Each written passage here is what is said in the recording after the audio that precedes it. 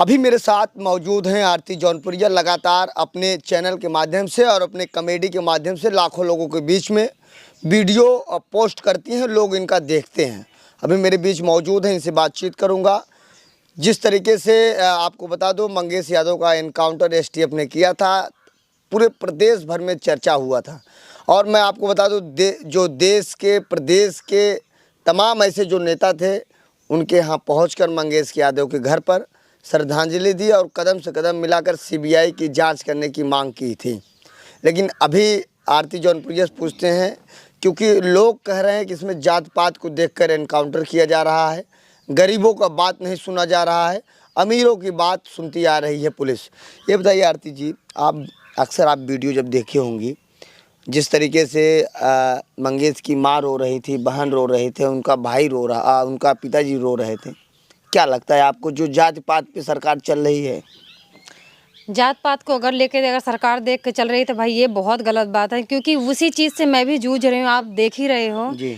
और मेरे घर में भी इतनी तगड़ी घटना हो चुकी है और पता नहीं सुनवाई होगी कि नहीं।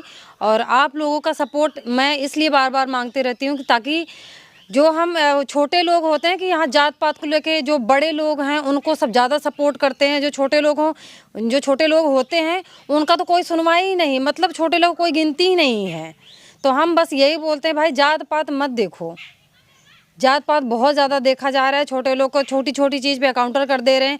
जो मेन गुनाहगार होते हैं वो बच कर निकल जाते हैं, बेचारे जो छोटे मोटे चीज़ में पकड़े जाते हैं पहली बार में उसको काउंटर कर देते हैं। ये कहाँ का न्याय है? क्योंकि मंगेश की बहन और उनके पिताजी जिस तरीके से बता रहे थे, कहे कि रात में एसटीएफ आई, मंगेश को उठा के लेके गई, कह रही थी पूछताछ करेंगे। उसके बाद 2 दिन बाद सूचना आती है कि सुल्तानपुर पुलिस इनको सूचित करते कि आओ अपने बेटे का शव लेके जाओ। जी, मैंने उनकी बहन का मैंने वीडियो देखा था उनकी बहन का, तो उनकी बहन बोल रही कि आए हैं और मेरे भाई को लेके गए कि पूछताछ के बाद हम छोड़ देंगे।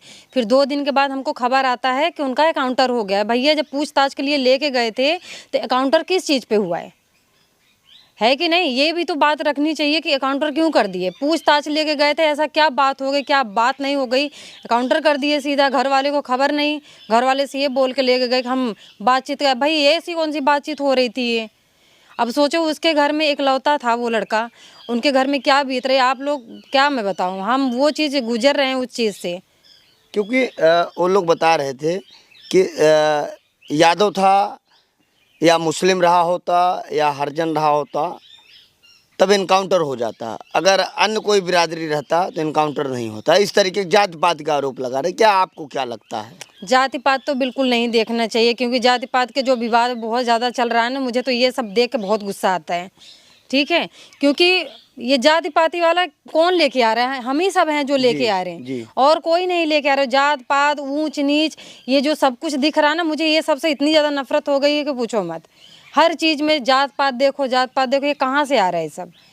जात पात से कुछ लेना देना नहीं है भैया। हम तो यही बोलते हैं, जो मेन गुनाहगार है उसको पकड़ो। क्योंकि जो उस मामले में सुल्तानपुर में 28 तारीख को लूटकांड हुआ था, उस मामले में पुलिस ने कहा था कि मंगेश भी था, लेकिन मंगेश यादव के घर वालों का कहना है कि मंगेश उसमें था ही नहीं। मंगेश अपने पिताजी के साथ में ड्राइवरी का काम करता है, अपना लाइसेंस रिन्यूअल कराने के लिए गांव में आया था, लेकिन पुलिस ने उठा के लेके गया घर से। उसके बाद उनका एनकाउंटर कर दिया।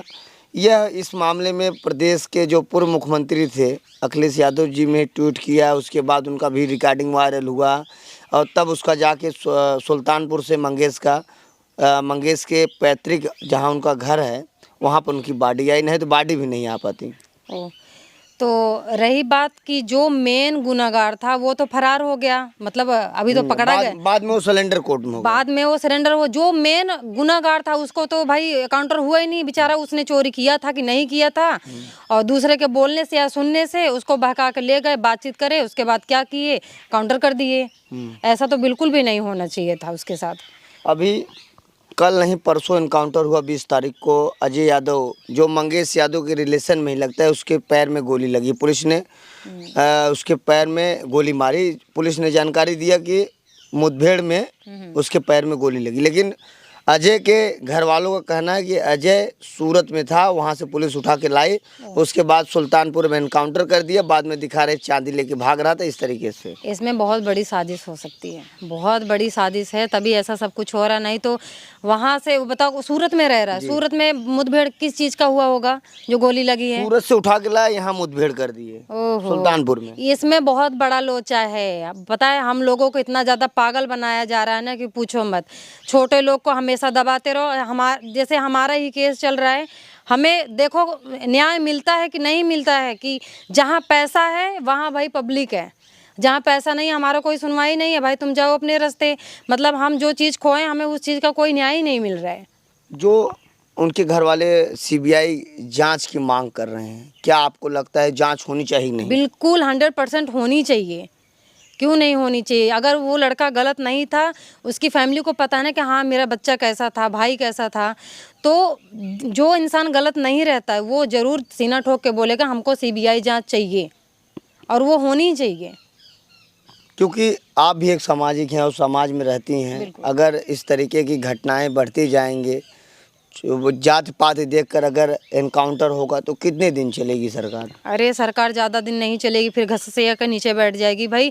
जब गरीबों का कोई सुना, क्योंकि गरीब से ही ये जो सरकार है यहाँ लेवल पे बैठा हुआ है जी। और जब गरीब का ही नहीं सुनेंगे तो भाई गरीब किस चीज़ का, फिर हम ध्यान ही नहीं देंगे।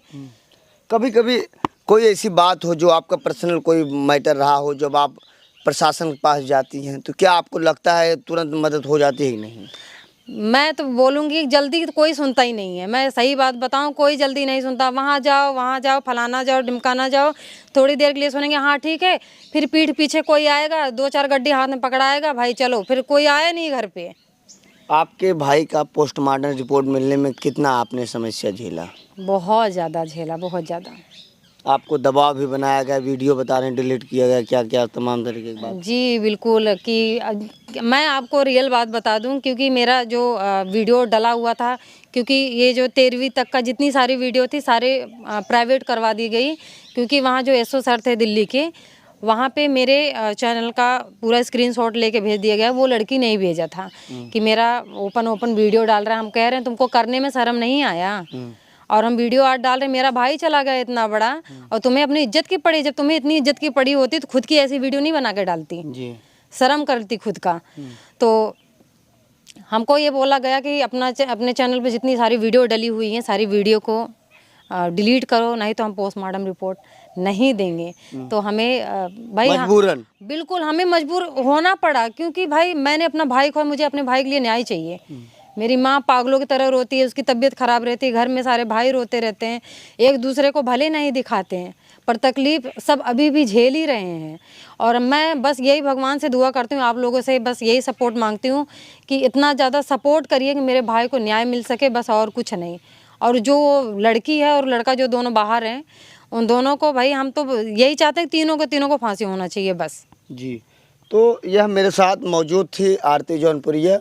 इन्होंने जिस तरीके से अपने दुख को भी कैमरे के सामने बयां किया और मंगेश यादव के मामले में भी इन्होंने सारी बात को बताई। फिलहाल यह वीडियो देखने के बाद आपको क्या प्रतीत होता है, अपनी राय जरूर दें। ऐसे ही आप देखते रहे आज़ाद VIP न्यूज़ को। जय हिंद।